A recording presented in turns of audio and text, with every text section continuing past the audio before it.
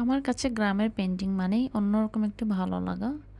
আর এই পেন্টিংটার রেফারেন্স পিকচারটা আমি নিয়েছি Pinterest থেকে।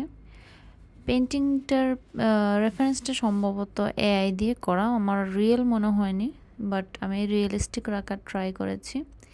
একদম রিয়েলিস্টিক না হলেও মোটামুটি একটা গ্রামের যে একটা সুন্দর পরিবেশ থাকে সেরকম একটা মনোরম দৃশ্য আনার চেষ্টা করেছি। তো এখানে আমি একটা বড় গাছ দিয়েছি, আর এখানে একটা মেঠো পথ দিয়েছি, একটা নদী দিয়েছি, নদীতে কয়েকটা নৌকাও দিয়েছি। নৌকাগুলোর মধ্যে কিছু হালকা ডিটেল রাখার চেষ্টা করেছি।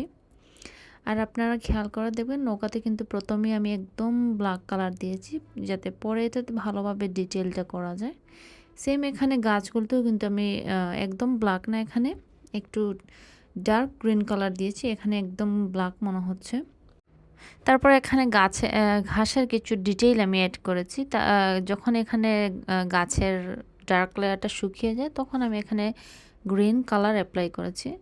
সেম এখানে নৌকার ক্ষেত্রে যখন প্রথমে ব্ল্যাক কালারটা শুকিয়ে গিয়েছে তখন কিন্তু আমি এটাতে ডিটেইলটা শুরু করেছি। তো এই ছিল আমার পুরো পেইন্টিংটা। সবাই ভালো থাকবেন। আল্লাহ হাফিজ।